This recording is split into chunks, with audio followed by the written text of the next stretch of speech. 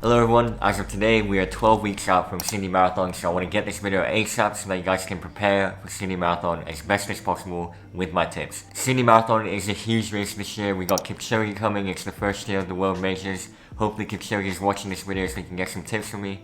Lame jokes aside though, I make a ton of running tip videos, so make sure you check some of them out because I think all the videos can add some sort of value into your marathon training. I have a whole playlist of my best running tips. Go check it out and let's get straight into the video. So firstly, I want to talk about stimulus and adaptation. You need to understand the simple science of the human body, which is actually, if you give your body a stimulus and your body's like, crap, I need to be more prepared next time for it, it will have an adaptation. What we want to do in training is expose ourselves to different sort of stimulus that challenges our body a little bit and triggers that adaptation process so that you become fitter next time. When you do your first ever interval session, your first ever 5k or 10k or half or full marathon, you're probably going to struggle a lot, understandably, but we all know from experience that as we go through that process multiple times, it becomes easier and easier over time because we're getting the adaptations that help out with it feeling easier, basically. Your body knows that it doesn't want to go through that much pain and suffering in the future, so it will adapt. The key thing you need to remember is that we don't actually need to overstress so much that we're stressing our bones, ligaments, tendons, and muscles like an extreme amount to get these adaptations. We only need to do the right amount of training to get that adaptation, and then you're gonna be sweet. So you want to think holistically, a bit more long term. Like if you finish your week of training, try and assess with yourself, do you feel like you can do that week of training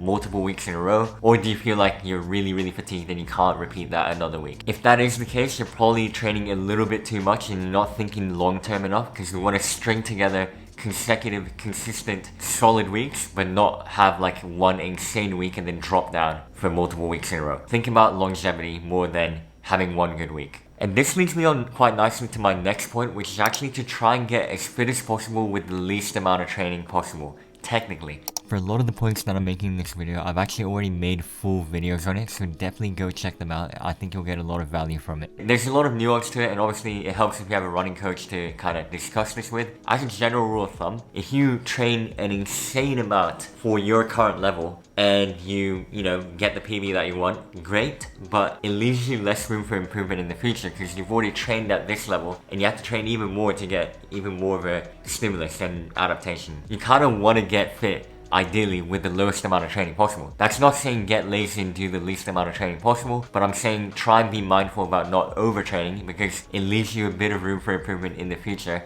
And if you're in the sport for long term and you're looking beyond the Sydney Marathon, trying to be a long-term runner, racing next year as well and all that, I would think about it in this mindset, not try and like burn all the candles in this 12-week block and then leave no room for improvement in the future, right? So think long term, be a little bit on the conservative side, but still try and, put in some good work, get that adaptation and get fit. We want a little bit of that balance, and again, the best way to kind of work out where that balance is to have a coach, but you can make your best judgment based off the info that you have. And now let's talk strengths and weaknesses. So everyone has different strengths and weaknesses depending on your sporting background, your running history, how many years you've been training for, what muscle fiber types you have. There's a lot of different factors. We need to try and assess what we need to work on and what our strengths are. To an extent, you want to work to your strengths, but also you want to acknowledge that you have some weaknesses and also work on that too. If you're more of an aerobic runner, it probably does help to come from more of an aerobic background for the marathon, but also sprinkle in that speed and try and get that stimulus from the speed so that we combine the two, we meet in the middle, and we become the most holistic runner possible. But there's no point for a really aerobic runner coming all the way down doing like 1500 specific training because they're not used to that and they're probably more likely to get injured if they're really changing the way they train suddenly. So they can still stick to the relatively higher mileage but maybe trickle in a little bit of that weakness to try and get better at it. There's many things you can work on in terms of weakness, so acknowledge that you're not the best in the world and there's always a lot of stuff you can do. Can you be a better hill runner? Can you walk around more, stand more on your feet and get that time on feet? Get used to standing for 5 hours straight. Because if you're aiming for a 4-hour marathon and you're not even used to standing for 4 hours straight or walking for 4 hours straight, it's gonna be harder, right? You don't have to walk or stand for 4 hours straight all the time, but doing that once or twice or even 3 times a week can help for sure. There's way more factors that we haven't even touched on. Is your recovery good? Is your nutrition good? Are you having gels in the run? And if you are taking gels, are you having the best possible gel for you? Or are you having the cheap gels that only have glucose in it, or a ridiculous glucose to fructose ratio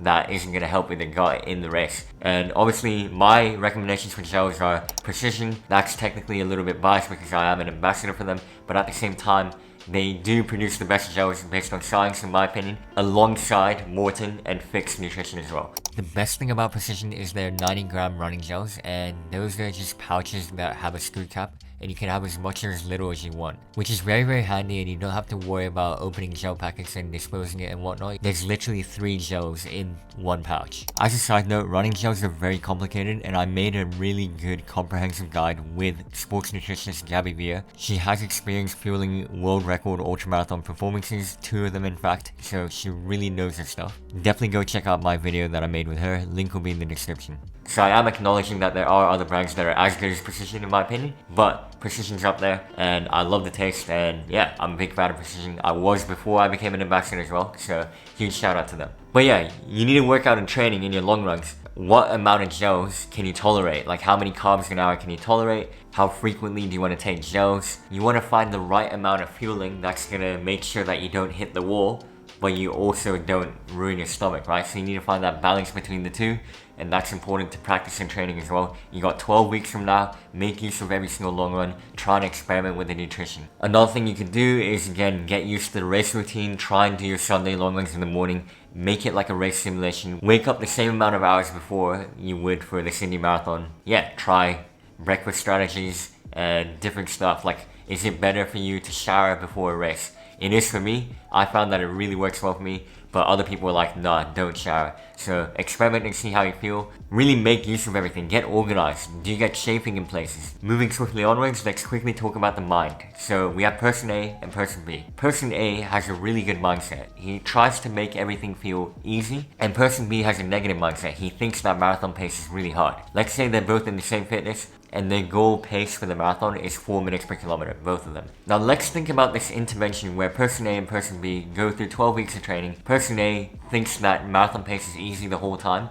so they go into every single marathon long run session or threshold session thinking, you know, this is easy. What happens to person A then is they're probably going to be in a calmer mindset. They're less likely to trigger the fight or flight response, and they are probably going to make it feel easier. Heart rate's going to be lower. Yeah, form is going to be cleaner. Like, they're not going to be grinding through it. Whereas person B is like, crap, this is hard. This is faster than marathon pace. I need to actually, you know, grind it out and have a negative mindset. You're going to kind of trigger all these thoughts in your head, create that fight or flight response. And it's just unnecessary stress that you don't need to put yourself through. So if your marathon goal is way too ambitious, obviously your mindset for marathon goal pace is going to be quite negative, right? It's going to be really tough to kind of do that. But if you have a sensible goal, and if you tell your mind that it's easy, then you're more likely to be able to hold it for 42 kilometers. I think self-efficacy is huge in long distance running, especially as you get to the longer distances. It's so important to have a good mindset and be positive, especially when it gets hard, because you're just not gonna be able to maintain the pace if you have a negative mindset. You've already pre-tuned your mind to doing bad if you have a negative mindset. So mindset is huge, is my main point. On that topic of blowing up, I want to quickly talk about this one thing which I find really, really handy. That is to predefine how many seconds per kilometer you're gonna allow yourself to bleed if you find that things are getting tough in the latter stages of the race. So if you tell yourself before the race, I'm only gonna drop by 2 or 3 seconds per kilometer max, then you're probably gonna try and commit to it a bit better when things get tough. But if you don't have that pre-plan, you're more likely to drop the pace by like 10-15 seconds per kilometer, and that's gonna have a huge impact on your final marathon time. So have a clear plan in your head. You're not gonna let yourself blow up by more than this amount of seconds per kilometer kind of thing. Another quick tip, I made a video about cadence recently and I talked about it in detail in that video, so I won't go into too much detail in this one, but make sure you maintain your cadence the whole time,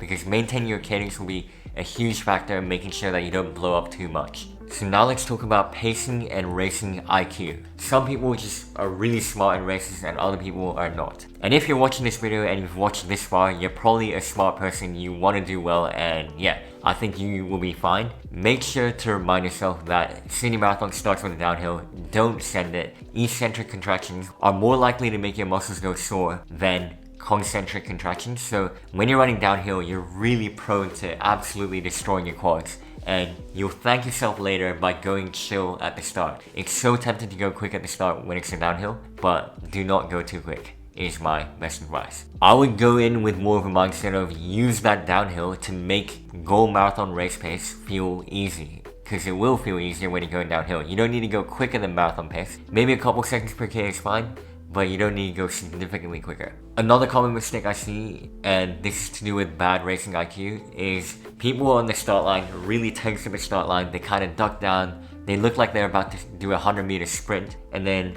as the gun goes off, they literally just absolutely take off. But imagine how much energy that uses compared to someone that literally jogs off the start line. Like, you literally need to just chill at the start, and you don't need to weave around people. That's probably going to cost you more time anyway. Just start chill and ease into the race. And let's all remember that Sydney Marathon is one of the hillier world major races, and if not, it is the hilliest, I think. So make sure you do your elevation in training. Don't avoid the hills. If you're doing an easy long run, make sure to try and take some hillier routes sometimes on purpose.